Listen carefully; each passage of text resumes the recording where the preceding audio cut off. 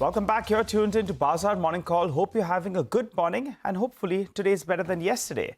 Well, to help you out with some fundamental analysis, Deven Choksey, the MD at DRChoksey Finserv, joins us on the show. Hi, Deven. Good morning and good to see you. Well, let's start talking about Bajaj Finance. Well, that one has gone through a time-wise correction. It's practically not done anything of the recent past, and the numbers were a little bit subdued. What's your view on the stock? Yeah, good morning. Overall, I think the loan growth continues to remain healthy.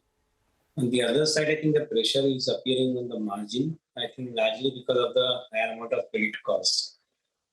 In my viewpoint, I think this is a passing phase. I think till the time the rate gets adjusted, I think you are going to see this kind of pressure continuing for a couple of quarters. Fortunately, in the second half of the financial year, we are seeing a strong demand growth emerging in the economy. Particularly for the business of Bajaj Finance, where I think the consumer credit growth is likely to be much sharper and much better going forward. Should the cost of fund gets adjusted in the price that they are charging to the customer, I think the NIM pressure will eventually come down. But maybe the December rate quarter is not likely to see that situation. So one will have to wait and see. Overall, I believe that the performance of the company remains in line with growth trajectory in which the company is operating. Different verticals in which they are lending the finance, including the new age verticals, including the storage batteries.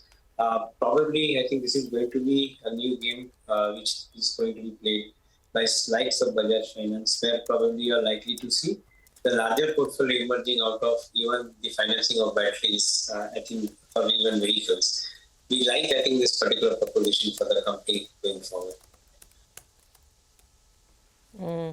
Deven, hi. But it's not only Bajaj Finance, right? I mean, from banks to other lenders. M&M Finance yesterday, all the headlines coming out that Abhishek was telling us were very, very weak. I mean, they've downgraded guidance across the board on many parameters. Credit costs, stress is there, and they'll probably look at slightly lower growth as well. On M&M Finance in particular, what would you advise? Yes, very good morning. Well, I think my understanding is that a couple of quarters will go in repairing the balance sheet. I think this company has had a past, where probably they need to correct it. I believe that the new team out there could possibly start cleaning up the books first to begin with, and then the revival and the growth will emerge. Maybe we'll want to see the result of December and quarter, and if required, in the next quarter as well, to establish the fact that the balance sheet cleanup work is happening or is getting over.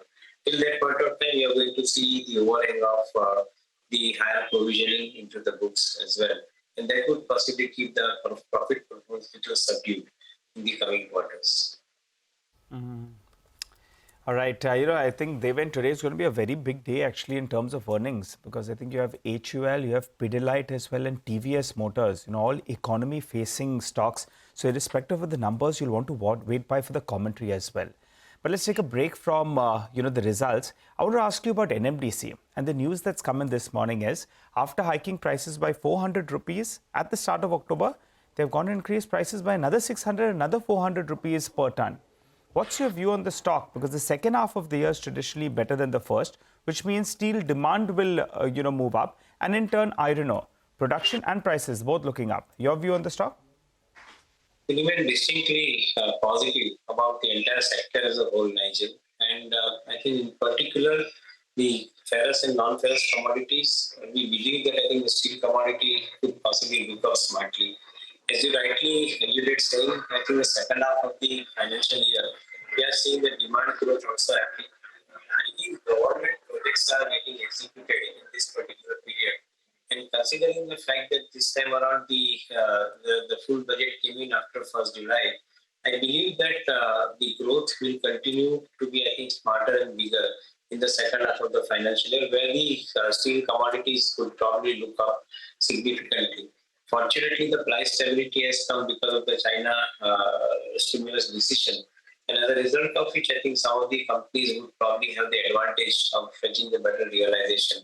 Of course, structurally, we remain bullish on the steel sector and also the metal commodity sector, because we believe the blend of renewable energy along with the conventional energy will bring down the costs eventually, in subsequent years. of the energy, and that is protecting and growing the profit margin for this company. So we remain bullish on this particular space as a whole, and I think some of these companies in particular. Deven, finally, before we let you go this morning, a word on the mid-cap correction that's underway, right? Severe damage yesterday to prices. Stocks are falling 10, 12, 13%, particularly a lot of the PSUs. What would your advice be? I mean, on PSUs, I think a lot of people are also rushing to just book profit because the margin on that profit is now coming lower. I mean, the stocks were down about 20%, now 30, 40% from the highs. So what's the advice on the PSU pack? And in specific, would you look at buying anything, any one or two names on the mid-cap side? A chart has just told us the correction will probably extend for another 5% down. Would you look at buying anything now? Yeah, so I think the correction is not over. Probably I think the market has started realizing that I think the valuation against the underlying growth has been far more steep and far more expensive. Given that kind of a situation, till the time the valuations get corrected, maybe the price correction may be fast, time correction will be slightly longer. If that valuation do get corrected, in my viewpoint, I think that would become a buy opportunity. As of now, I think we don't have immediate buy recommendation on any of the PSUs, though we have always believed that the PSUs are great business. However, I think you have been giving significantly large valuation in the market, and that's where the correction is due. We'll have to wait and see when I think one can enter. Definitely, we like some of the stories, particular visibility some of the defense companies have created in form of higher amount of order book and its execution. Certainly, if the price comes down and the valuation becomes attractive, one will look at buying them at a later date. But as of now, immediately we don't have any particular recommendation to get into. Okay.